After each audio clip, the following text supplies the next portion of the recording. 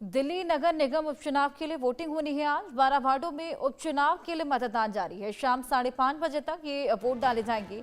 3 दिसंबर को उपचुनाव के नतीजे आने हैं। बीजेपी और आप के बीच में मुख्य मुकाबला है। 12 वार्ड्स हैं जिसमें उपचुनाव के लिए मतदान शाम 5:30 बजे तक ये वोट डाले जा रहे हैं। बीजेपी वर्सेस आप का ये पूरा मुकाबला देखने को मिल रहा है। दिल्ली नगर निगम के उपचुनाव, इसी को लेकर हमने देखा कि किस तरीके से चुनाव प्रचार भी किया जा रहा था। उपचुनाव लगातार जारी है और 5:30 बजे तक पूरी वोटिंग चलेगी। 12 वार्ड में एमसीडी के उपचुनाव है और मतगणना 3 दिसंबर को होने वाली है। ये दिल्ली विधानसभा चुनावों की जीत के बाद बीजेपी के लिए पहली बड़ी चुनावी परीक्षा मानी जा रही है। एमसीडी में उनका मुकाबला आम आदमी पार्टी से है जो पुरानी ताकत वापस पाने की कोशिश कर रही है। कांग्रेस भी दोनों के मतदाता आधार में सेंध लगाने की कोशिश कर रही है। चुनाव प्रचार भी हमने देखा लगातार किया गया। प्रमुख दलों द्वारा, निर्दलीय उम्मीदवारों द्वारा रोड शो किए गए, नुक्कड़ सभाएं की गई, घर घर जाकर संपर्क किया गया। 51 उम्मीदवार मैदान में है। चुनाव प्रचार के दिन भी हमने देखा कि रोड शो किए गए थे। जबरदस्त आशीर्वाद यहां पर मिल रहा था बीजेपी के उम्मीदवारों को। 26 महिलाएं सहित कुल 51 उम्मीदवार मैदान में हैं। बीजेपी ने सबसे अधिक 8 महिलाओं को मैदान में उतारा है। आपने 6 और कांग्रेस ने 5 महिलाओं को उम्मीदवार बनाया है। 12 वार्ड कौन कौन से हैं ये भी आपको बता दें। मुंडका, शालीमार बाग, अशोक विहार, चांदनी चौक, चांदनी महल, द्वारका, बिचाऊ कला, नारायणा, संगम विहार, दक्षिणपुरी, ग्रेटर कैलाश और विनोद नगर बीजेपी के लिए अग्नि परीक्षा भी साबित होगी, क्योंकि दिल्ली विधानसभा चुनावों में 70 में से 48 सीट जीतकर मुख्यमंत्री रेखा गुप्ता के नेतृत्व में सरकार बनाने के बाद भाजपा के सामने ये पहली बड़ी चुनौती है। 12 वार्ड में चुनाव हो रहे हैं। उनमें से 9 पहले भाजपा के पास है और 3 आपके पास। शालीमार बाग जैसी सीट भाजपा के लिए प्रतिष्ठा की लड़ाई होगी, जहां से रेखा गुप्ता विधानसभा चुनाव जीतने के लिए पहले पार्षद थी। और बीजेपी के लिए द्वारका भी, ग्रेटर कैलाश और विनोद नगर सीट भी महत्वपूर्ण है। द्वारका भी सीट भाजपा की कमलजीत सहरावत द्वारा पश्चिमी दिल्ली सीट से लोकसभा के लिए चुने जाने के बाद खाली हुई है। अब इसी बीच आप नेता भी पुरजोर मेहनत में लगे हैं। बीजेपी की दिल्ली इकाई के एक वरिष्ठ पदाधिकारी इसको लेकर जानकारी भी देते हुए नजर आए थे।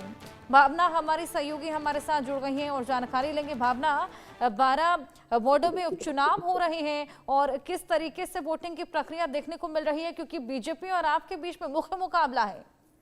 जी देखिए, अगर आज की बात की जाए तो जहां आज दिल्ली में 12 वार्डों में दिल्ली नगर निगम उपचुनाव हो रहे हैं, तो वहीं उसको लेकर भाजपा और आम आदमी पार्टी में करारी टक्कर देखने को मिल रही है। और इसी को लेते हुए जो है तमाम जगहों पर, 12 वार्डों में तमाम जगहों पर जो है सुबह 7:30 बजे से ही वोटिंग शुरू हो गई है। वोटिंग प्रक्रिया जो है, जहाँ पर जो प्रत्याशी हैं वो खुद भी वोटिंग सेंटर पहुंच रहे हैं और लगातार जगह जगह का मुनायना कर रहे हैं। वही अगर देखा जाए तो हर तरीके की जो सुविधा वोटिंग के दौरान देखी जाती है, वो सुविधा भी जो है कराई गई है। आप देख रहे हैं जिस तरीके से नगर निगम उपचुनाव में आज वोटिंग हो रही है। 3 तारीख को जब नतीजा आएगा तो नतीजे में क्या निकल कर सामने आएगा, क्योंकि कहीं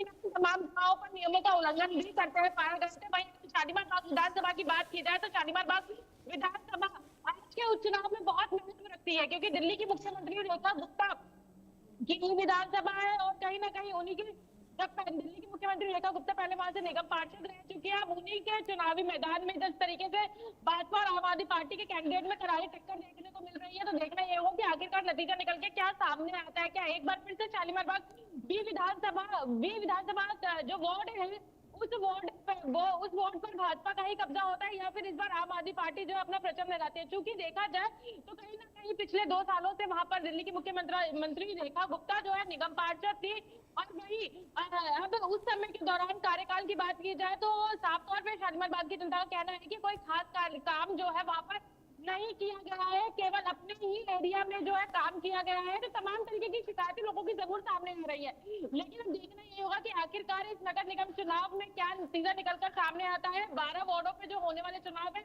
उसमें कितनी सीटें आम आदमी पार्टी के खेमे में आती है और कितनी सीटें जो है भाजपा के खेमे में आती है। बिल्कुल भावना, और इसी बीच कांग्रेस भी सेंध लगाती हुई नजर आएगी। हालांकि मुख्य मुकाबले में कांग्रेस ना शुमार हो, लेकिन सेंध जरूर लगाएगी।